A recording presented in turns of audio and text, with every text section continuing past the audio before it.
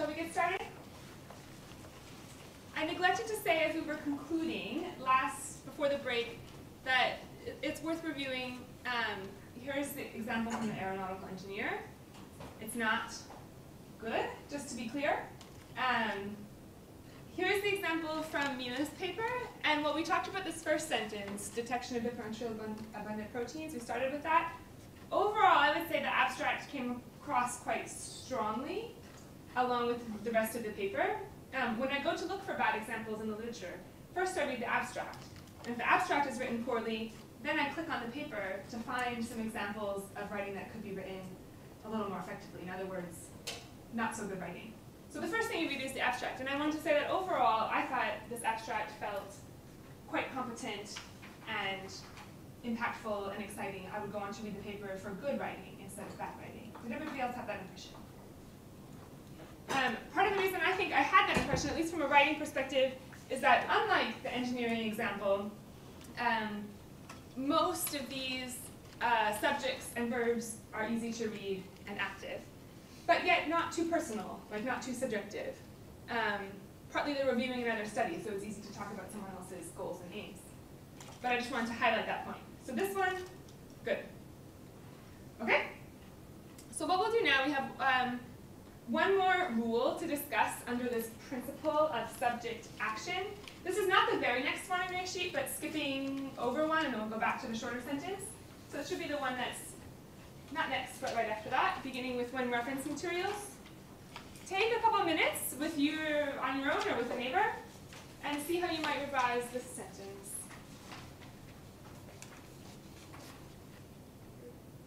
Ready? Okay, excellent. What did people come up with? Go ahead. When reference materials cannot be part of the biological sample, comma, we interleave a separate QC sample, and then there are two options. Within parentheses, as for example, a spike protein, the whole thing, or double dashed the whole thing and then double dashed, and then continues between the biological samples.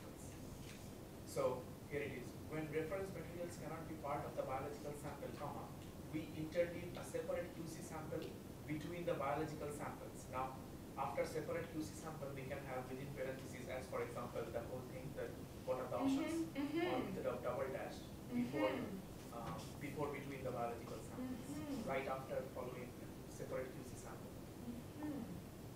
Does everyone follow that? I like it. Partly you're changing it into active voice, so not is interleaved, but we interleave separate QC sample. I would maybe say, rather than a parentheses in that kind of sentence, I would use a colon, e.g., and then my samples, just to keep it like kind of tightly separate. So in that way, why would you put the last part of the sentence, which is between the biological samples, because I still have that after that. Ah, right, because you don't want the spiked protein mixture, cell lysate, or other mixture to accidentally refer to the biological samples, but rather to the QC sample. Right. So that refers to the examples of the separate QC sample. What are the options for that? I see. Let's hear what other people came up with for that. I think one solution might be two sentences. Go ahead. A separate QC sample is interleaved between the biological samples when reference materials cannot be part of them. QC samples can be X, Y, or Z that mimics the biological material of interest. All right, so a two-sentence solution. Very good. And again, like a much quicker version of the subject. So rather than have this when clause, when reference materials cannot be part of the biological sample, starting with the subject, a separate QC sample is interleaved. Like a quick access to the subject that will be described, or that will be carrying through the sentence. Other edits. This group, I thought, came up with some versions worth hearing. Go ahead. I said a peptide mixture of known composition is used in the QC sample when reference samples cannot be part of the biological sample.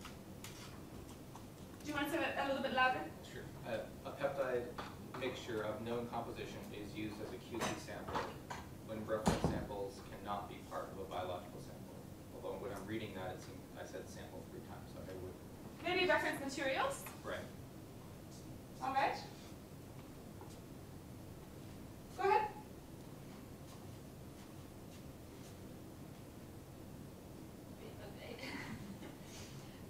Sometimes reference materials aren't part of a biological sample. In this case, a separate QC sample, and you can add, for example, protein mix, is interleaved between the biological samples. So we divide it into two parts. So another example of two sentences. The first sentence, the way you describe it, sometimes reference materials cannot be part of the biological sample. Does anyone hear a difference between the when and the sometimes? Sometimes reference materials can be part of the biological sample. How do those sound different to your ears?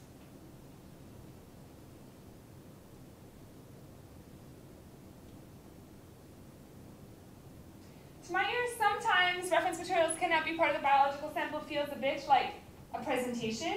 It's slightly more sort of teaching. When reference materials cannot be part of the biological sample feels a bit like more specific or targeted to this particular paper and this particular problem. Just something to keep in mind. Sometimes it's very nice to take a sort of teacherly tone with the reader in certain moments, but I would do so intentionally rather than sort of accidentally. Any other? Go ahead. I haven't read the paper, so I'm not sure how accurate it is. So, representative QC samples can be interleaved between the biological samples in the absence of appropriate reference material.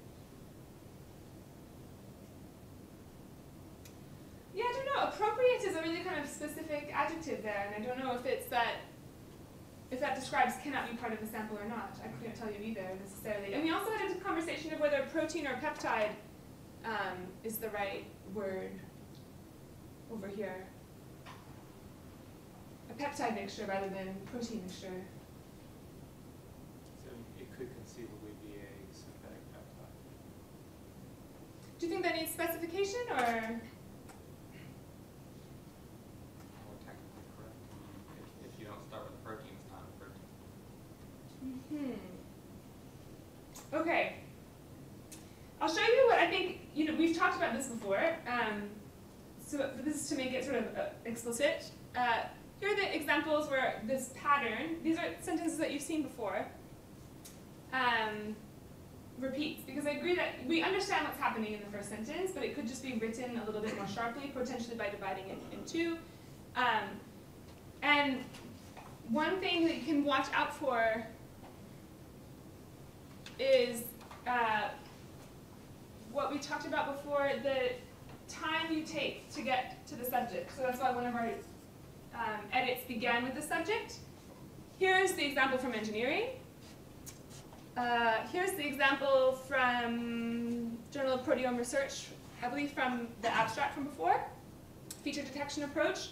That directly targets identified peptides, minimizing missing values, but also offers robustness against false positive features by assigning meaningful confidence scores would thus be highly desirable. This one is probably the most egregious or intense cases. Does anyone want to have a go at reading it?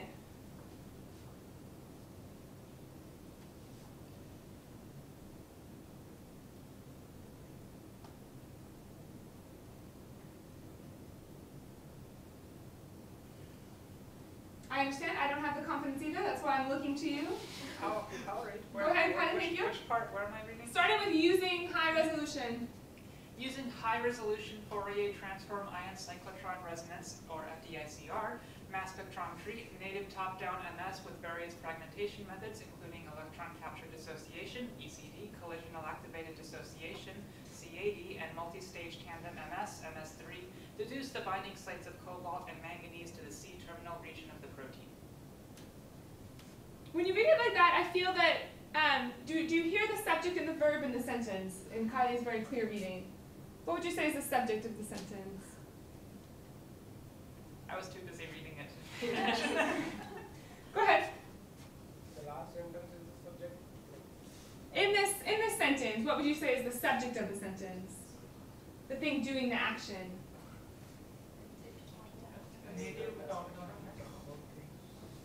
The whole thing, native top-down MS. MS with various fragmentation methods. Ah, I've never known that until right now, I think. But I see it. It could also be a case of the misplaced modifier. Because I don't think native top-down MS can use the ion cyclotron resonance mass spectrometry itself. Can it?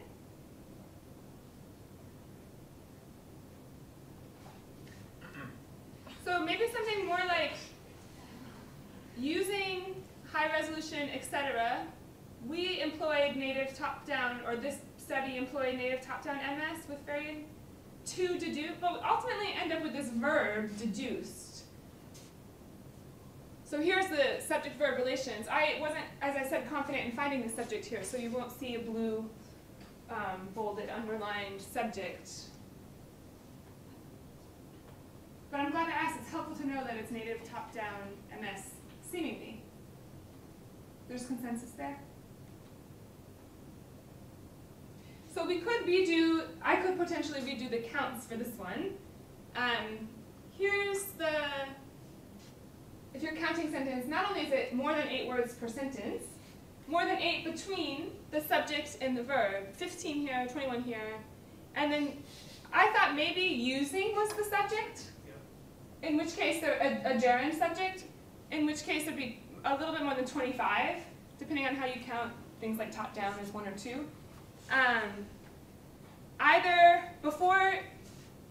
between the subject and the verb, or I thought maybe they were just missing a word here. So using, etc., we deduced, or the paper, the research deduced, or the manuscript, the study deduced the binding sites. In which case there would have been 25 words before you get to the subject over here. If that's a little bit too long, I assume you understand the point that we're trying to make. Too much space. So here the verb is deduced. Is it not? I thought so. Do people understand the verb to be deduced? So what is using then?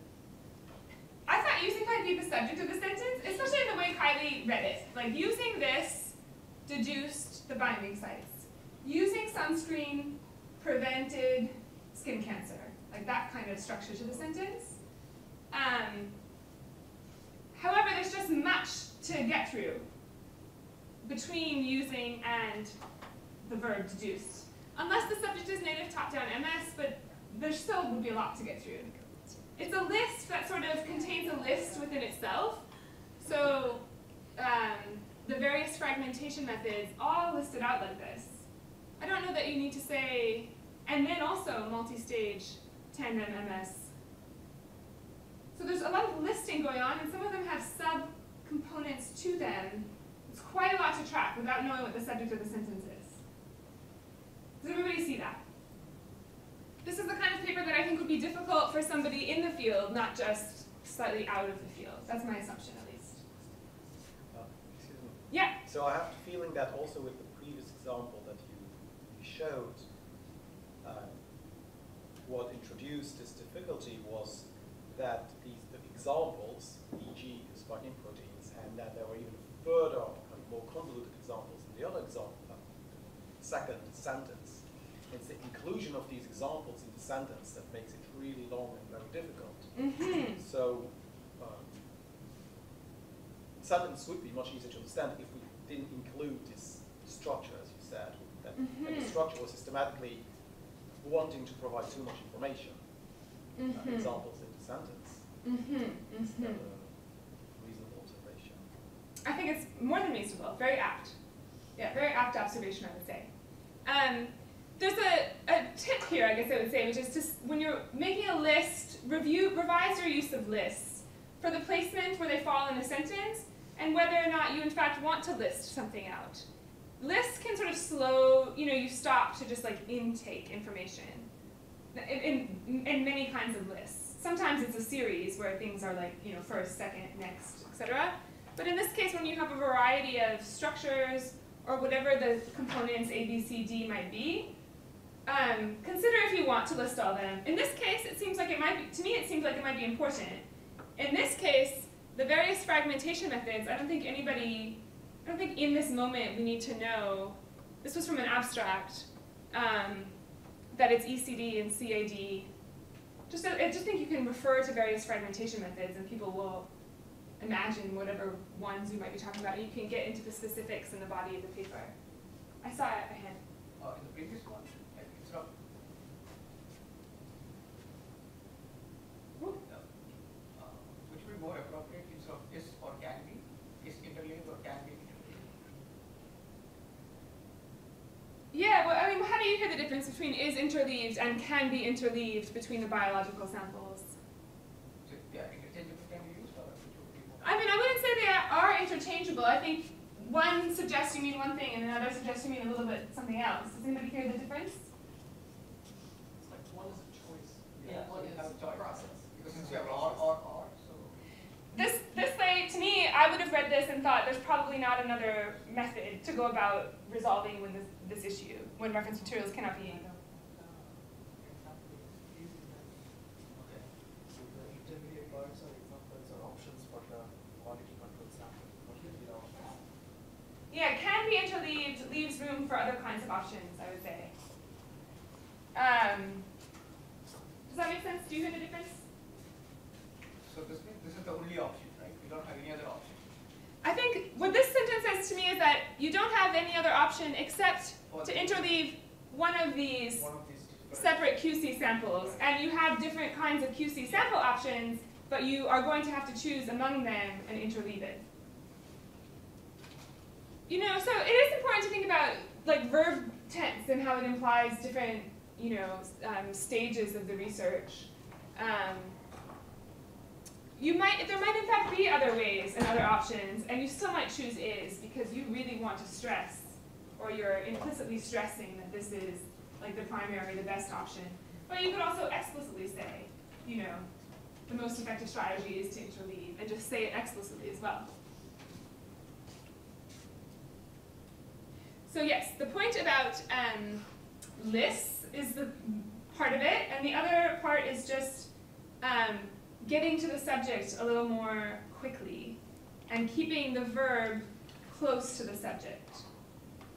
So here are some proposed edits. This manuscript numerically examines. This one was quite hard for me to figure out, but it's a good case for how when a sentence starts off simple and gets more complicated at the end, it's easier for readers to understand, going from simple to complicated and complicated to simple. Because in that case, they might reread to understand once they got to the simple point, go back and reread the complicated introduction. I still don't know what stationary probability structure for the areolastic response of a structurally nonlinear fluttering airfoil is, but I understand like what's happening more so in that study. Here, the field would thus benefit from a feature detection approach that both directly targets identified peptides, minimizing missing values, and offers robustness against false positive features by assigning full meaning confidence scores. This isn't precisely a list, but it is a kind of complex compound. Like there's two elements and they both have a parenthetical. That kind of information is much easier to arrive at by way of a simple subject and a simple verb, compared to all of this complicated information before getting at what ends up being a pretty simple verb, would thus be highly desirable. Does everybody see that? And then this one, I'm not sure that I got it quite right, given that what you said about the subject. Maybe I didn't, in fact. We use high resolution Fourier transforms, FTS, CR, mass spectrometry, and native top-down MS. Is that not correct? It still makes sense. It does? I think the experimentalists in the room don't say that doesn't matter. Seems okay? I definitely see cutting out all the language. Yes, thank you for noticing that they have just disappeared. Sometimes the list is not in fact necessary, and if you're thinking about how to tell a story or be dynamic and active over the course of a paper, and you want to reflect that in your sentence structure, just be wary of lists, because they can often just slow down to accumulate information, and keep them for the end of the sentence. So in this one, you're saying like both of them are like two separate, this one, right? Two separate what, sorry? Techniques, two separate techniques they use to reduce the this one. So That's what this sentence suggests. But the previous actual original one, they're saying that they use the native top-down approach to deduce that one, but they use that FTICR. They can use other techniques. So they used that approach was native top-down, but they used the instrument of FTICR to get to the thing. So in this one, you're saying that they used both of them. Right? So yeah, I think what you're saying is that this and would need to be edited into be something else. It should be because if you look at the previous actual this one, they use it using high resolution FTICR. So that means you can use other options. And then the main approach was native top-down MS to that one, right? So maybe would you say with? Yeah, with would be a. Then you have with again, but go ahead. So like the top-down MS is the method. So Yeah. So using native top-down MS with FTICR. So they with made FTICR. And so method was native top-down. And then they just use any instrument. So they preferred FTICR. If FTICR is not available, we can use some other technique. Uh-huh. So that's my understanding of from Yeah. the previous one. Yeah. But in this one, you're saying that they use two different techniques two different methods to deduce that. I see, I Change see. the context of the paper at least. From I see. Yeah, that's very helpful to know. I mean, partly, at least to me, and this is true of my, oh, sorry, go ahead. What if we use, can you go to the next slide? Sure. The previous one or the next one? This one? Yeah, what if we said with and native top-down MS approach? Yeah. We use high resolution FTICR. That's a question where I'm not sure if your audience understands that native top-down MS is the approach and it will be obvious to them, that I don't necessarily think you need to add the word. But I think the thing to clarify is that, like, the FTICR and native top-down MS are not exactly parallel in the sentence. They're two different things, so they shouldn't be connected with an and.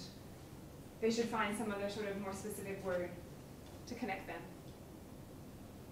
That's often true, that and also are not, they're the least interpretive connector. So adding on more information with and is not always the best strategy. That goes across the board in writing. Okay, so here was the example from the Dogu paper. I think, from what I remember, many people reduced the space by making the subject come straight to the top of the sentence. I kept a sort of rather long clause when reference materials cannot be part of the biological sample, and just aimed to reduce the space between the subject and the verb. I also kept it in passive voice. A sample is interleaved. So it sounds like, just know that you have many, many options when you're, and that's partly what we're showing, that you have so many options when you're making edits. There's not just one way to say the same thing. And then I followed the advice of the people who separated the other options out into a parenthetical kind of statement. I should say QC samples may include. Go ahead. So, for this one, I was thinking of another variation in two sentences, but the only hesitation on that was that it might become a little longer, but here is it. When reference materials cannot be part of the biological sample, we interleave a separate QC sample. We interleave a separate QC sample in between. Stop. Examples of this QC sample can be this. I wouldn't end the sentence on in between period. I had You in know, between it the feels- I had in between the biological samples, but then QC sample in between the biological samples, that was the original version, but I just didn't read it. I would finish it off. You know, if you have something like in between, which is a preposition, and just end the sentence. Right. You might have heard to not end sentences on prepositions before. It just feels like it gets cut off, but I like ending on in between the biological sample. It's nicely kind of parallel. And then examples of this QC sample can be, and then we have this. Or you could say like such QC samples may include, right? Such QC samples may include something like that. Very good. Is the principle clear? This is the last rule under this principle, subject action principle. To keep keep subjects, simple subjects, and their verbs close. That's how meaning of a sentence is made, what is performing what action, and everything else can come after. But your reader will follow you more clearly if the subject and the verb are close to each other.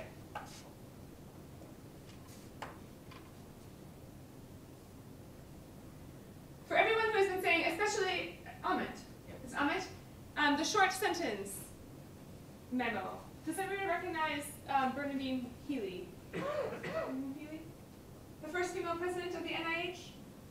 Apparently, or so the story goes, she kept a sort of placard on her desk that said, strong verbs, short sentences.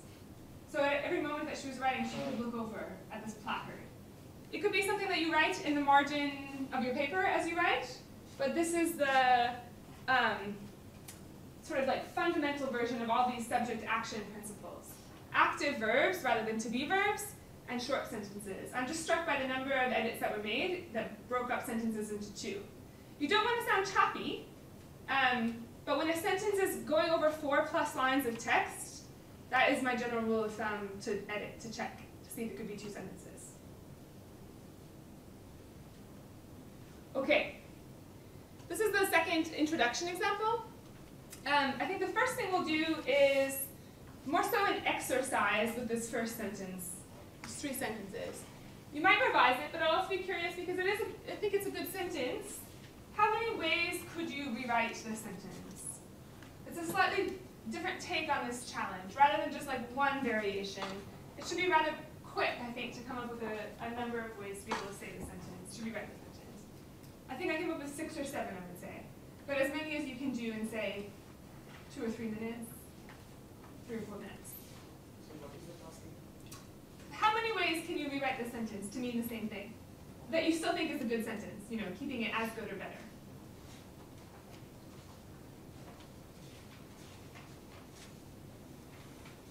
Are we using 3 or Sorry? the number 3? It's 1, 2, 4. 4 is the citation. 1, 2, 4 citations. That's one problem with sentence. Not what I'm saying. You'll see the sentence also in the abstract without the citation, so if you want to look at that version, but when it comes in the introduction, it comes along with the citation, which is the number 4. It's not linked here, sorry, so that's why it looks a little bit odd. So the 1, 2, and 4, all 3 are 1 and 2 is in the prose. The author wrote those numbers out. 4 is a citation to the reference where they find that information, the source. So you might look at the exact same sentence in the abstract, and you'll see it without the number 4, if that's clarifying, if I'm not mistaken.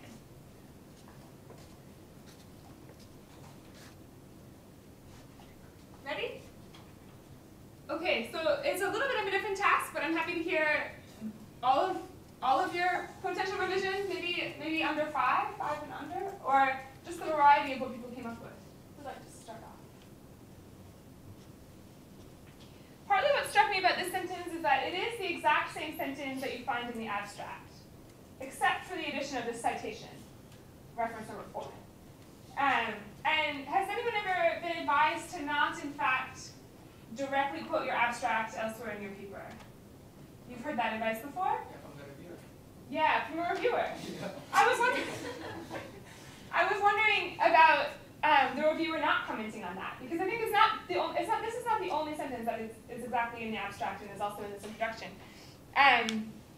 It just struck me, you know, and there's of course the citation, which makes it a little bit different. It's a good, go ahead. So why, if there is a really good sentence in the abstract or in the text that kind of conveys an important message, I have written it in my main text, and Right. it's really right. What's the reason for not repeating it as it is in the abstract? That somehow also guides the reader to, oh, this is really important. Yes, to see it twice signals, like, I'm repeating this verbatim, therefore it must be one of the most important points.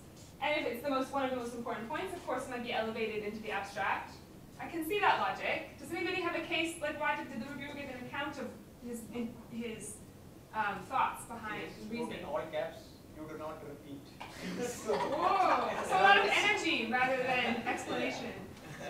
Didn't want to question him. On the other hand, how hard do you have to work to see that, right? I mean, that must have been quite a sentence because. Yeah, that was like, like how Lauren was What you saying. just said. You Yeah, know? it was like, for me it was like a very good sentence. I really liked it. But then, yeah, he was totally harsh on the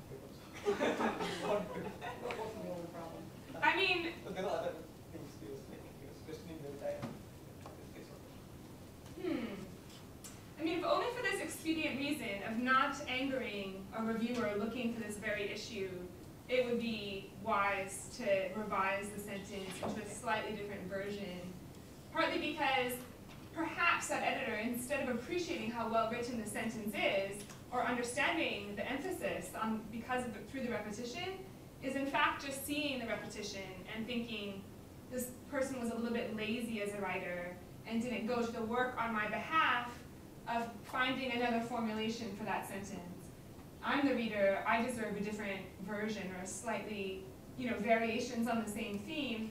It can look, I think that's the primary objection, is that it can look lazier than you want it to. Even if you were very well intentioned and thought, this is a great sentence for my reader to encounter twice, because of the importance of what it says, and because it's well written. But I think you might accidentally encounter someone who's seeing something else in the repetition. The other reason that people will tell you generally not to quote from your paper in your abstract is because the abstract shouldn't have a sort of one-to-one proportion with the material in your paper. In this sentence, you don't really see that as a problem because it's describing an important objective. That's the kind of material that would go into an abstract. But you don't necessarily want to get into a habit of lifting some of your results just as the paragraph of results as it shows up in the results and discussion section into the abstract, because it suggests you didn't figure out which one to prioritize. You need to condense as you go into the abstract. And so you want to synthesize and summarize the importance of your results rather than end up just listing your results. I mean, do say specifically what the most important result is. But beyond that, you don't want to fall into sort of listing your results in the abstract. And that's when you can look like you're having a sort of one-to-one ratio of meaning from your abstract to your paper. And you don't want that for more sort of interpretive reasons. Does that make sense? So those are the two reasons. The other reason that we should have an exercise, or one would want to have an exercise about rewriting sentences as many ways as you can, is because, one, when you have to practice paraphrasing the sources that you're citing, you don't want to think, I'm just going to change a few words in their sentence, and now it's in my paper with different words. Partly, again, because of the one-to-one thing. Sometimes when you're dealing with sources, you don't want to think one of their sentences should just come into your paper, but you're in fact looking at 4 or 5 of their paragraphs, or their results and discussion section, and giving it 3 sentences, or 2 sentences, or 1 sentence, or a phrase in your paper.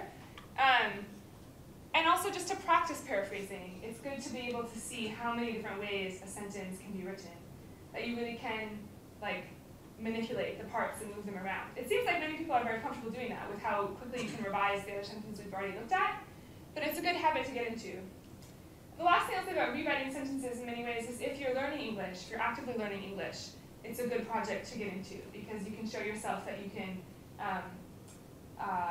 maneuver around different sentence formulations or structures rather than having to mirror or fall into a pattern of the ones that you're seeing in the literature. Okay, that's enough said about the motive behind rewriting. What did people come up with? Go ahead. This is my most favorite one. Okay. So, SRM assays produce peptide quantifications that are suitable for the investigation and reproducible across laboratories and runs. Okay, did everybody hear that? SRM assays produce peptide quantifications that are suitable for the investigation and reproducible across laboratories and runs. Excellent, go ahead. Generating a reproducible quantification of the desired peptide is the key of SRM assays. Can you say that one more time, but a bit slower? Generating a reproducible quantification of the desired peptide is the key of SRM assays. Interesting. That's quite a drastic change, I would say. Flipping the objective to the end of the sentence, sort of inverting the halves of the sentence. Go ahead. Being suitable for investigation and reproducible across laboratories and runs is an important objective of analysis. Say that one more time. The peptide quantifications that are suitable for investigation and reproducible is an important objective for SRM. Okay, yes. I was wondering what the first word was, but it's the peptide quantifications that are suitable for the investigation and reproducible across laboratories and runs are an important objective of SRM assays. Interesting, so another change to the subject of the sentence, from important objective to peptide quantifications. Interesting. Go ahead. Production of peptide quantifications that are suitable for the investigation and reproducible across laboratories and runs is a main objective of SRM assays. Yeah, main objective is a little bit different than important objective. And the main is even more different than an important. Does everyone hear the distinction? If you say an important objective, it sort of suggests that there's several other important objectives, at least one other important objective. If you say the main objective, it sort of rises to the top as like the primary aim or motive. Interesting. So quite a few, I would say, heavy-handed changes, heavy-handed editing. Does anybody else want to share before I? How many did people come up with? You don't have to share them all, but did you was it easy to quickly come up with a number of possible sentences, whether or not you felt they were improvements or same quality as a sentence? Like maybe 5? Or 4? Yeah, I'm just curious how the process is, you know. One way to keep them parallel, in other words, is not to make as many not as drastic of changes. I think that was the route I took. So these ones start off rather similarly to the first one. I would not just say and. I would probably say both and, so both suitable to the investigation and reproducible across runs and laboratories, because I want to get the point across that this is not an easy combination. You want it to be exactly right for your particular investigation, and yet you also want it to be reproducible. And I think I used that formulation also, and yet also. An important objective of SRM assays is to produce peptide quantifications that are suitable for the investigation, and yet also reproducible across runs and laboratories. Here I took the strategy of our first sharer, I believe. SRM assays aim to produce. Did you just say SRM assays produce? So that's a little bit different. If you lose the aim to, rather than, you could jump to the produce, but you might lose the sense of like, this is their intention, or this is what they're here for, rather than just what they do. But that could be a way of being yet more concise. And then, again, sort of playing with whether or not you say the main objective or one of the most important objectives, you might think about how you enter the sentence. Something as open as an important objective leaves open a lot of other possibilities. There was one other thing I changed here that I would, it didn't occur to me until I was maybe in the 3rd or 4th version, but what's the difference between writing across laboratories and runs and laboratories? Or do you hear a difference or no? I thought I might hear one, but I wasn't sure if it would be scientifically apt or appropriate.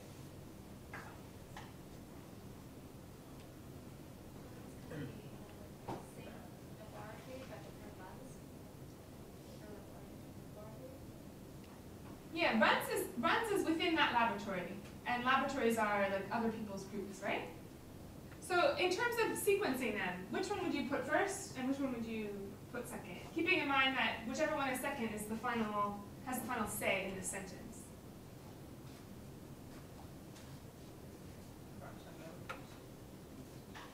That's what I came to think that, but as a non-expert, I was thinking it's probably easier to get reproducible runs within a lab than it is, even though that might be a challenge, than it is to get them across laboratories. So I was thinking you might want to climax with the the highest challenge, the laboratories, and build up to it through runs in your own lab. It just has the effect of like emphasizing the challenge grows when you go into other laboratories, into other labs rather than within your lab. Does that make sense? So that's why half of them say runs and laboratories rather than laboratories and runs. Did anybody else make that change? I left it out. I think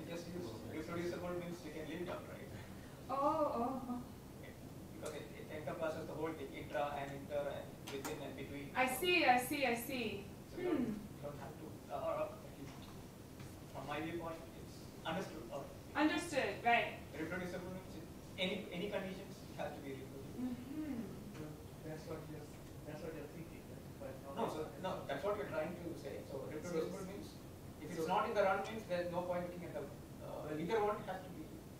So here I think we don't know the whole paper, right? So the thing is the reproducibility can be in different contexts. What they are trying to say here is that reproducibility in the context of runs.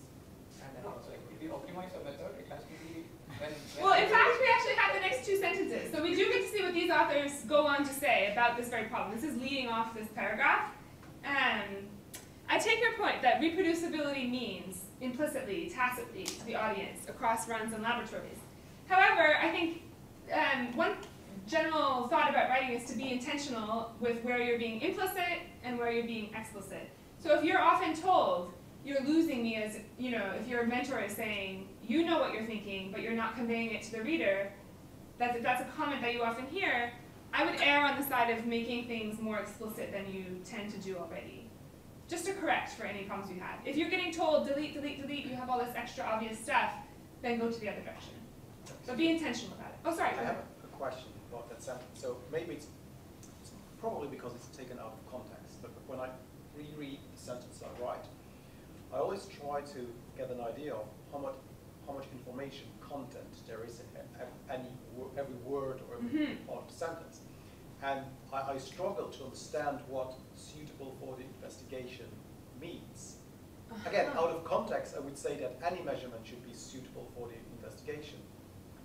So again, it might be because it's out of context, but I would certainly try to question, why did I write that? And does it mean anything? Is that not something that is obvious? And maybe I would try to change the sentence to say, to force myself to make it informative, even on its own. Or unless maybe it's written in the sentence just before something that I might have defined what I mean by suitable for the investigation. Go ahead. To me, like, suitable for investigation means like interpretable. You can collect data, but it can just be meaningless. Yeah, but is that not a feature of every essay? Yeah, that's a good point. Sure. That's probably why I retained like the both and or the and yet also and at the same time, although I wasn't sure I liked this one because it might imply that some things are running simultaneously, but I just mean like conceptually at the same time. Because to me, this suitable for investigation doesn't make sense outside of the context that we're given even within this own sentence, which is this compound or like this complication between these two parts. One thing needs to be fulfilled, yet so does another thing. They're both part of the purpose of these essays, and yet they can be across purposes. Like, partly this grows, my understanding of this is informed by the way the paragraph goes on, and these are the next two sentences. As the complexity of experiments and of the instrumentation grows, so does the need to characterize the accuracy and the consistency of the results. So to me, that was like informing my sense of like, this is a sort of tension between suitability and reproducibility. Does that make sense? That was how I was reading the meaning. It's good to check it against a non-expert, because if they can understand what you mean, then you were quite clear. These are the next two sentences. Does this clarify the issue that people are just having as in terms of the way the science is getting written up?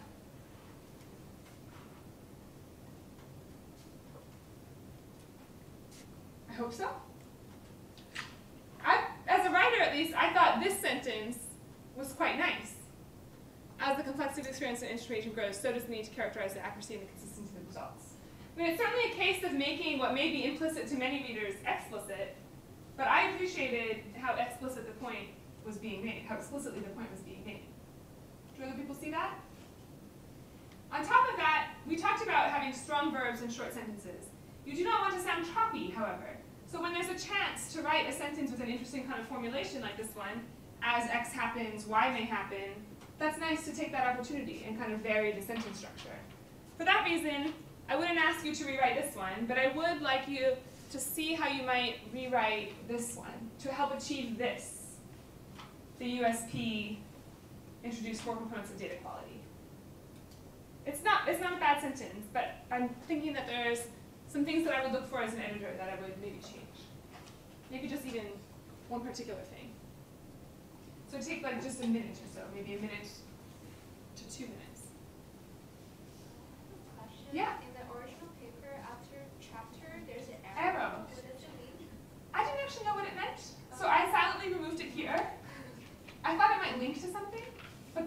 but it didn't.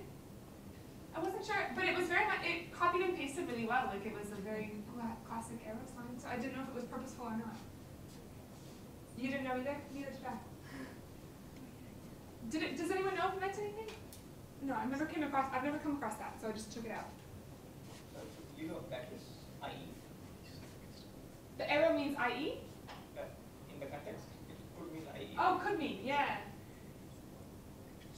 Because it came, where did it, I think I had it in a different version. Yeah. After a USP chapter. Right. But I don't think you would put IE introduced. IE, that is, you know. Yeah. 4 chapters, that is, or that are. Yeah, you might have it where this colon is. But right after USP, if it was there, I wouldn't think that makes sense. Or right after a chapter, I wouldn't think that makes sense.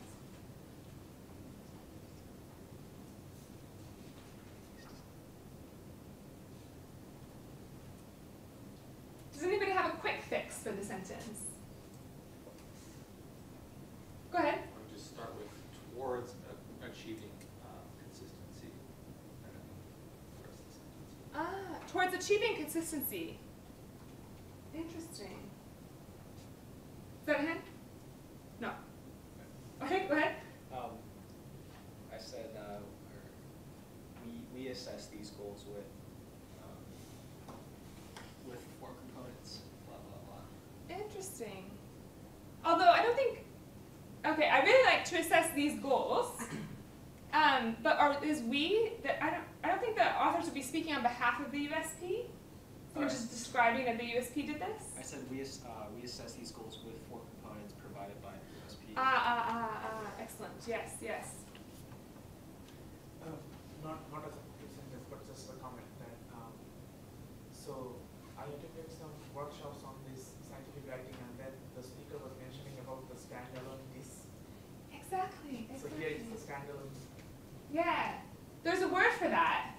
It's called broad reference. And there's various forms of broad reference. Not all of them are as bad as others. This, I want to say, is the worst one.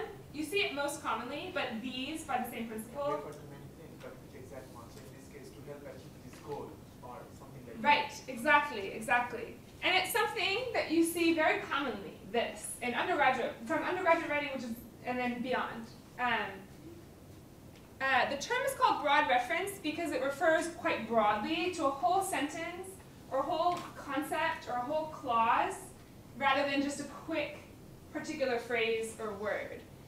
And very often your reader can tell what you mean. You guys came up with a lot of different words: goals, consistency. I think I did standard. So it's often, if not obvious, findable what you're trying to refer to if you go back and read the sentence. But you don't want your reader to have to go back and reread your sentences. You kind of want to propel them forward. And I also think from the writer's perspective too, if you can name your referent carefully, it helps you follow the turn of your ideas. So again, if you've been told that you lose your reader because you're moving from one part to the next part, look to make sure that you name the reference that come after a word like this. Here's an example of a paper where I found a couple in the abstract, so I went to look at it. This is the first 3, the next 4, and then the next 3. So my point is not that you should never use this as broad reference. Sometimes, I mean, if you were being really principled, you would never do it. But the problem is that once you do it once, you run the risk of doing it rather often. This demonstrates, this would mean, this implicates, this shows. At some point, you might lose the reader. The more you do it, the higher risk you run of, in fact, using an example where it's not clear what you mean to refer to. I'm glad that you've encountered this advice before. I circle it quite a bit.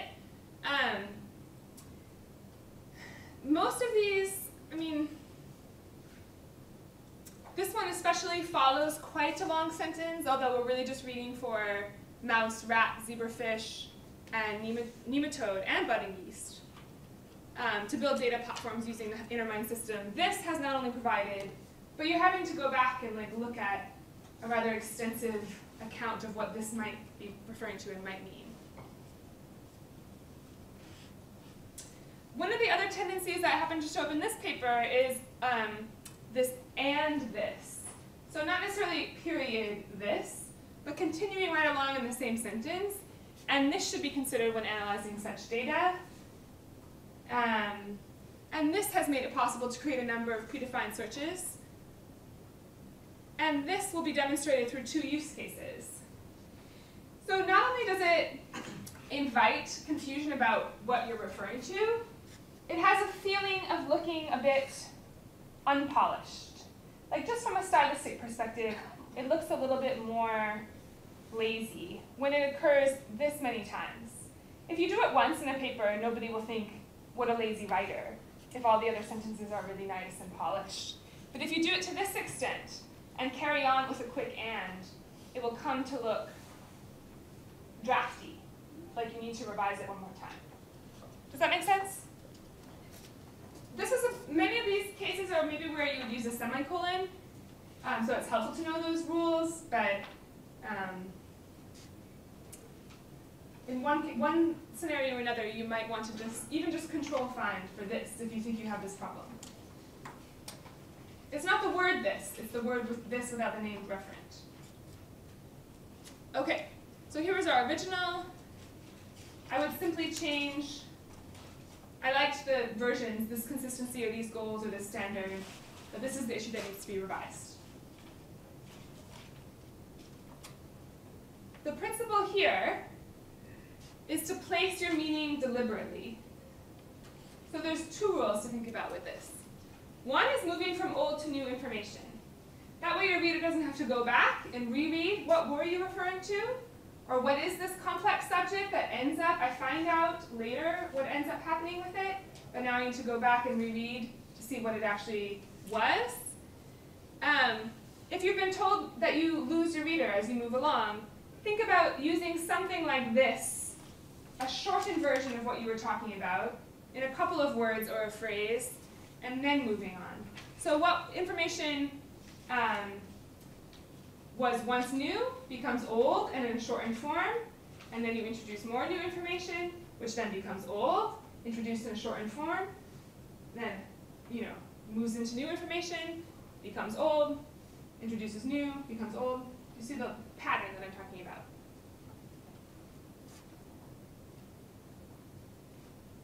The other rule is to think about where readers naturally feel stress, which is in the subject of the sentence.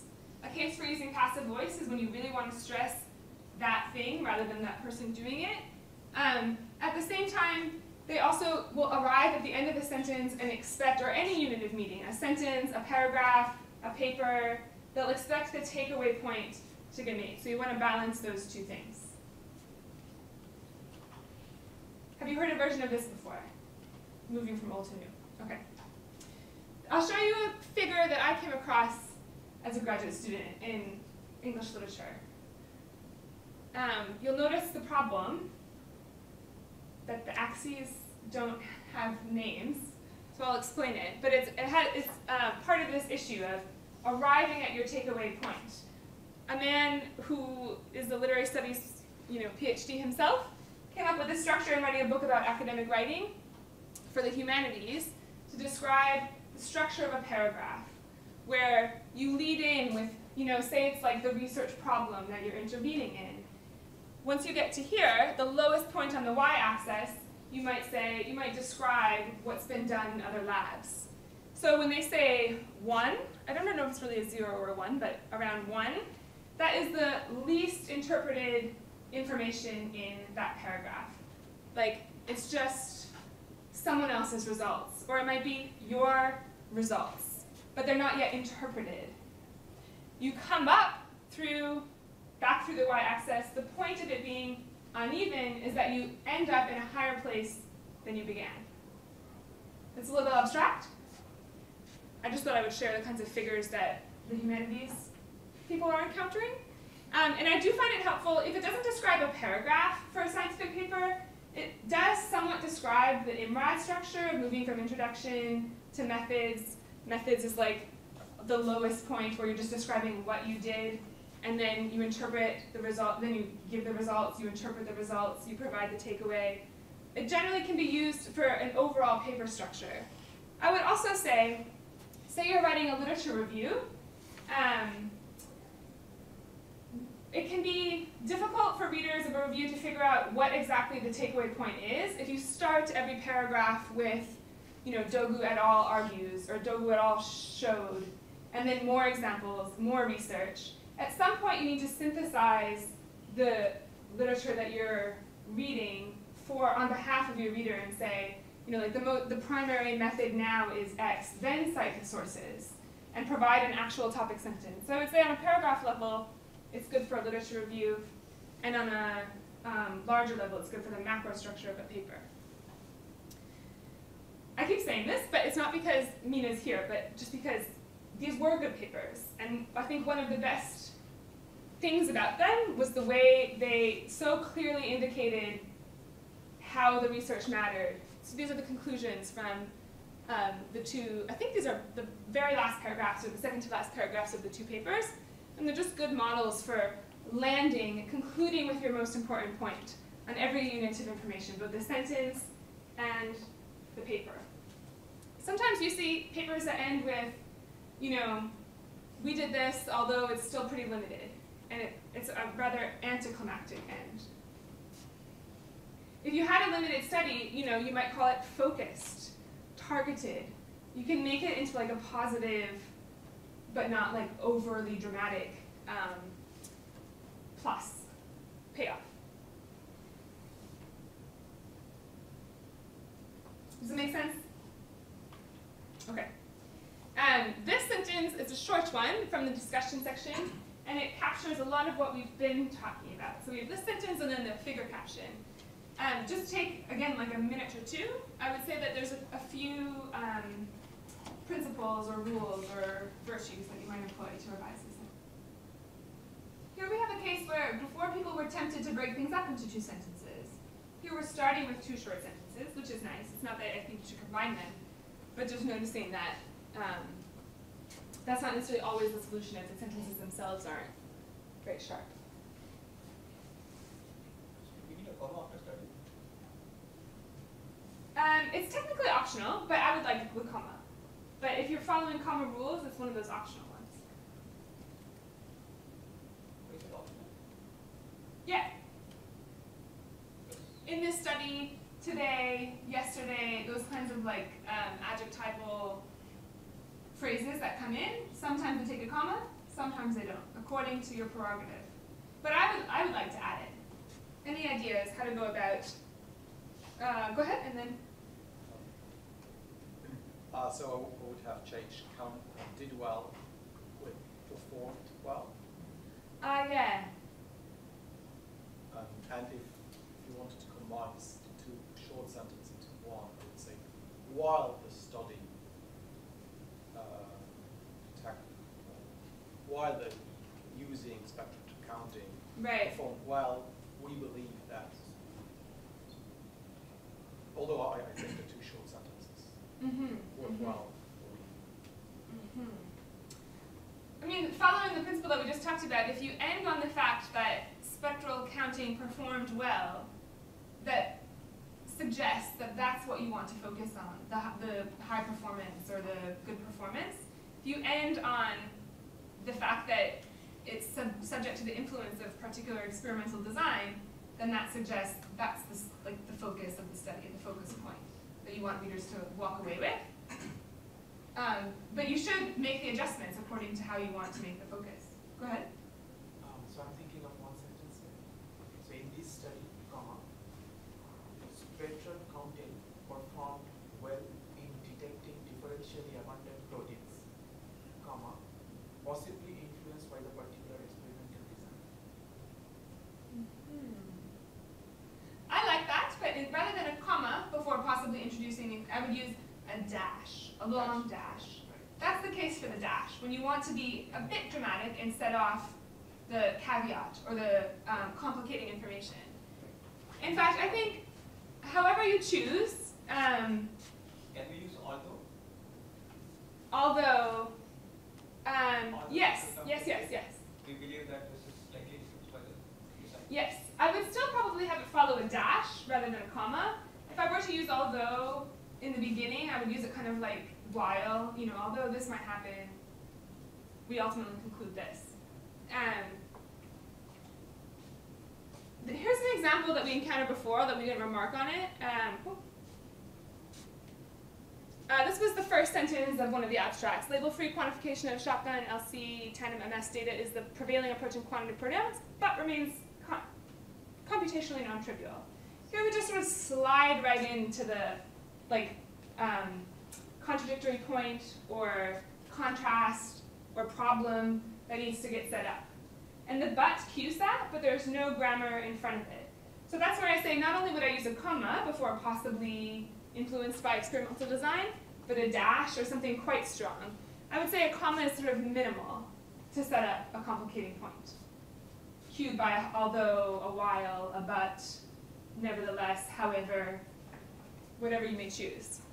So this I thought was a strong point. Period, however, is a pretty strong way to set up the contrasting point. If you want to lend emphasis to it, you should do it that way. If you want to downplay it, you should start the sentence, although, however, despite, and then land the concluding point.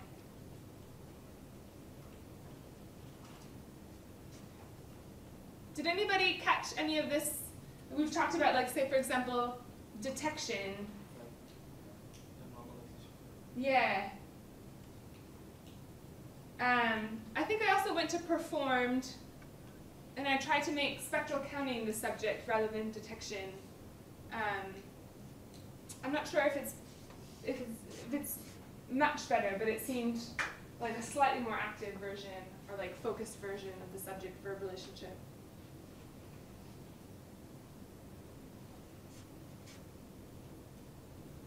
And this is the example of, this broad reference. You want to say this performance, or name the referent in some very specific way.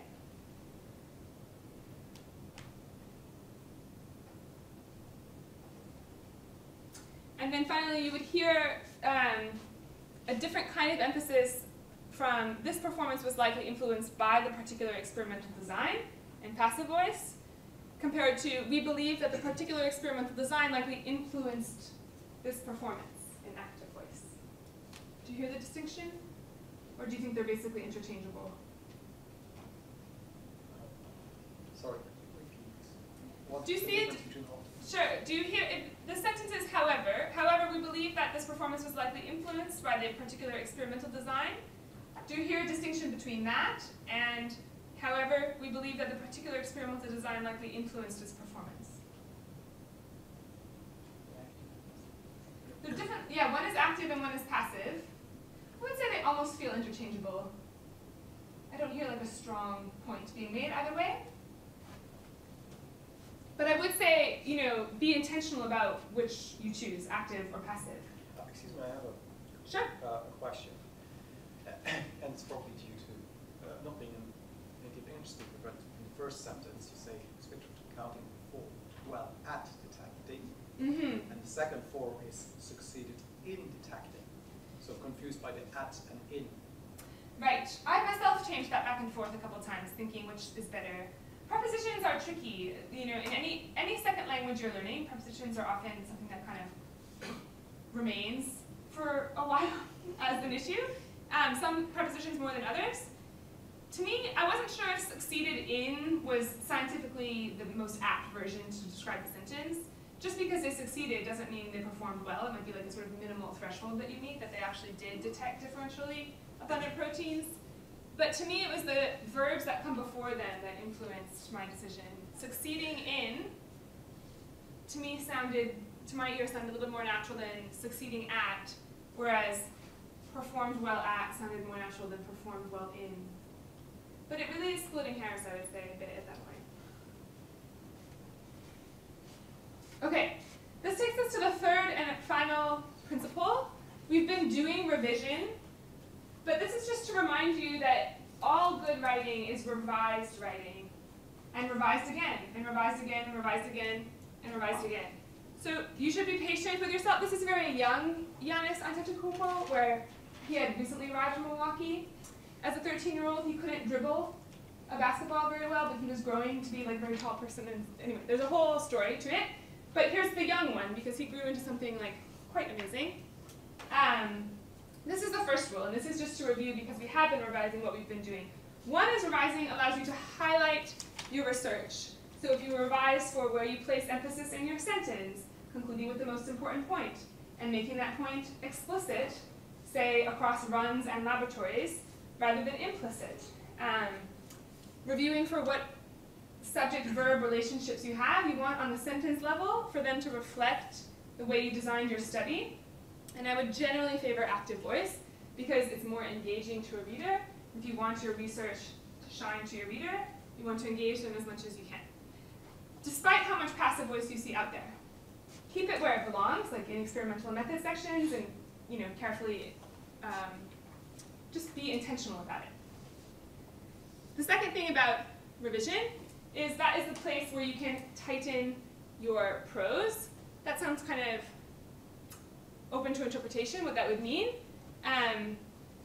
So one place to look is, say, revising all the instances of broad reference, which feel a bit loose and open. We talked about how and is one of the least interpretive connectors.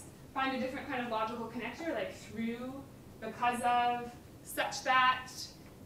Review your use of lists to make sure that you don't just fall into lists to share information, but rather make sure your lists are adding purpose to your point. You see what I'm saying? Okay, so highlighting and tightening. The figure caption struck me partly because it was very long.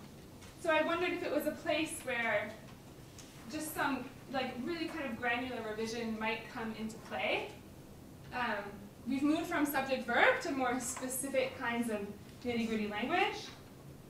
So it's long, but we've got a couple of minutes to take a look at it. How would you edit, but I would say, make it slightly more manageable while conveying all the information that it needs to convey. What I'm thinking is that, since obviously it looks like the caption is too big, so what I was thinking that sometimes we know that having all the figures in this as a sub-figures of the main figure makes sense, but when we really need the information to explain the different facets of the plot, then we can break this up into 3 separate plots rather than having it as sub-figures or separate figures rather than having it as sub-figures of one figure as ABC. I see. Does everyone follow that logic? So you're thinking something like figure 2A, figure 2B, figure 2C, broken out that way.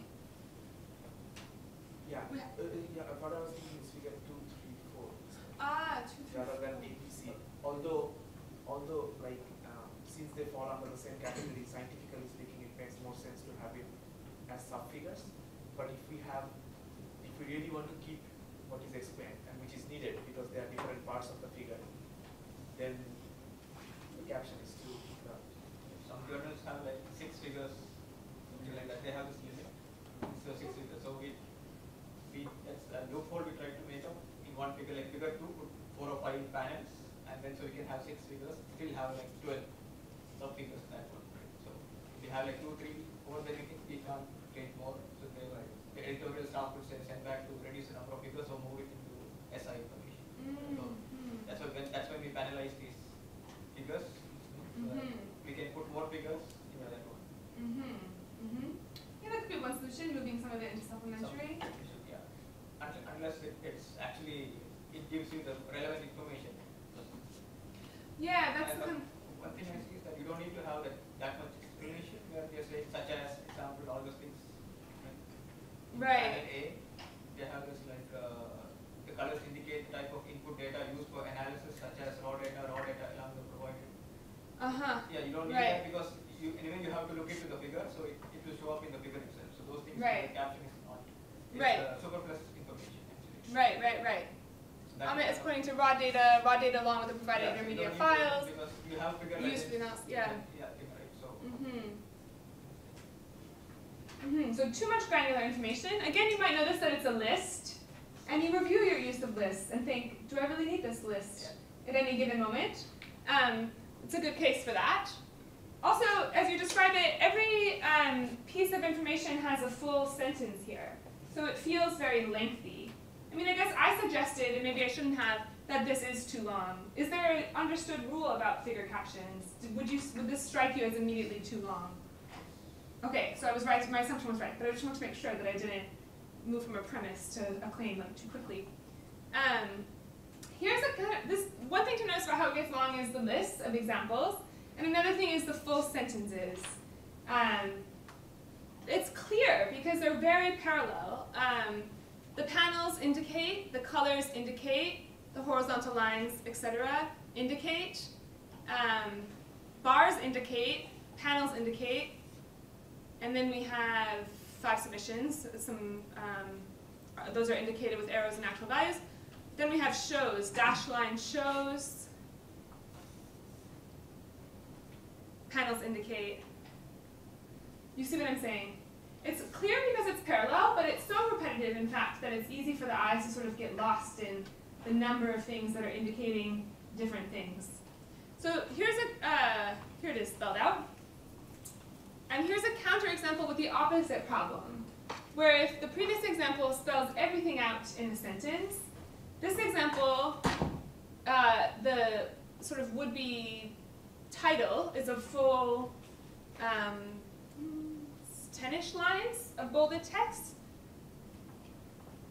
The fragmentation behavior of tryptic, HeLa, and halopeptide anions as determined via UVPD from the optimized search algorithm in mass matrix, : ion intensities, this is where I would have Kylie read again to find the verb, or find the noun, the action word, the predicate that would connect these things. It might be the colon. Here they all are spelled out. These are all called, here's the colon, which I'm thinking might be the verb. I was looking for one and thinking it might be represented by this colon, but I wasn't sure. These are all called phrases. Does everyone know the difference between a phrase and a clause?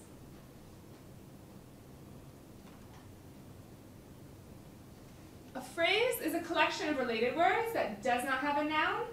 Clauses have subjects and verbs. So sentences are like clauses, independent clauses.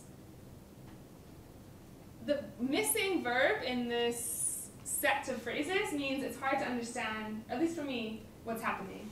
Whereas in the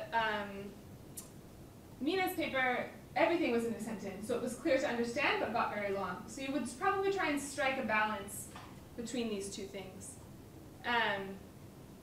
These are the sentences that we ultimately arrive at. I would still think those could be shortened. I won't go through all these granular changes, but it would be helpful to know when semicolons can help you itemize a list, a kind of complicated list. Let's say you're reviewing whether or not you want to use a list and you decide you do need to show or cite these numbers really specifically.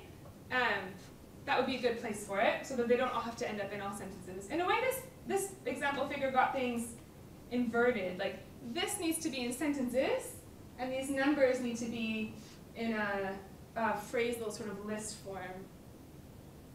These are sort of the granular, this is why this is coming under the revision principle. This is where you get a chance to really sharpen the way you present the prose and polish it. Hence looking at it here, after starting with something as open as subjects and verbs.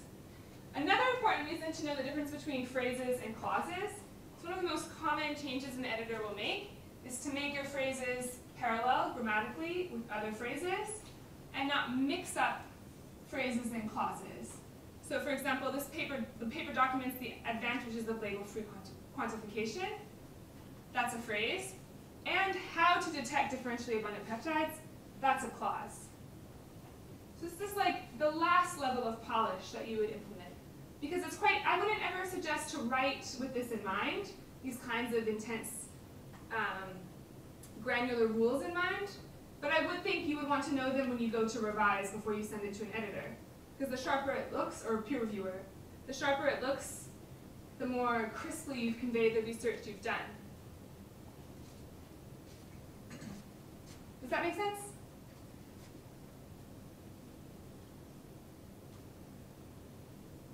I tried to find ways to shorten it, but I don't know how much shorter it ultimately looks. I was playing, this is a little bit shorter, I would say. And I'm not sure if I took away all the examples that you said might not need to be included. No, those could be removed as well. And then you'd have probably a good size looking figure caption, having that gone as well.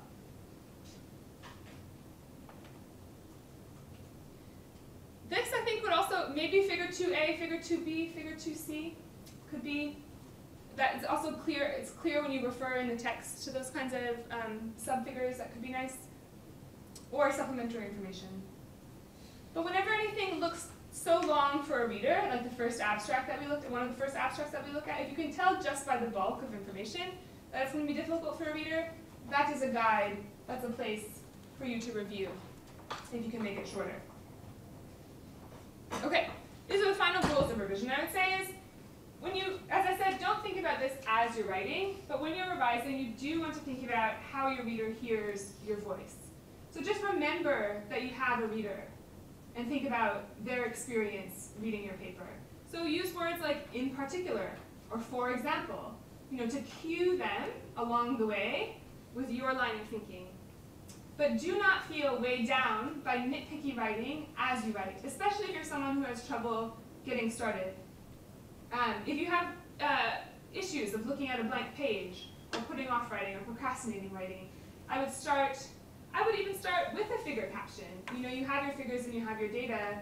I would think about the order that you want the figures to go in, and just start writing a caption if you can, just to get words out on the page. So do not feel, there's a term called parking on a downhill slope, where instead of, when you're ending your writing session, you write out in a few notes or bullet points what you'll be taking up the next day. And it's to prevent the process of going back to what you've written and just fine-tuning the grammar, the style, the prose. It's easy to get lost in editing the content you've already written rather than producing new content. So save revision for the end and make it targeted, as in looking for broad reference or looking for subject-verb. But do not let it slow you down as you write. And then just know that everyone looks back on their writing and thinks, that was unfortunate that it went out like that. And it's a common process. So anything that is, in other words, causing you sort of paralyzing feelings as you approach the writing process, I would just normalize them to yourself and talk about them with other people. Okay, this is the most important thing. And then a few people to thank, everyone at Northeastern, Olga and Nina, my colleagues at Rutgers and Princeton. These are some sources that you might look into. This one is especially good if you're an English language learner, Swales and Feek. This one is especially good for stylistic concerns, Robert Goldbort. Swan and Gopin is quite good for thinking about the reader's experience of writing.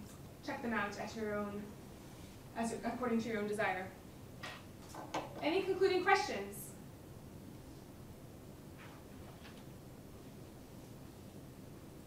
No, good, because it's 5 p.m. And I think you're off to dinner, and maybe off for good? Or no? Well, for today. Okay, thank you so much. Thank you.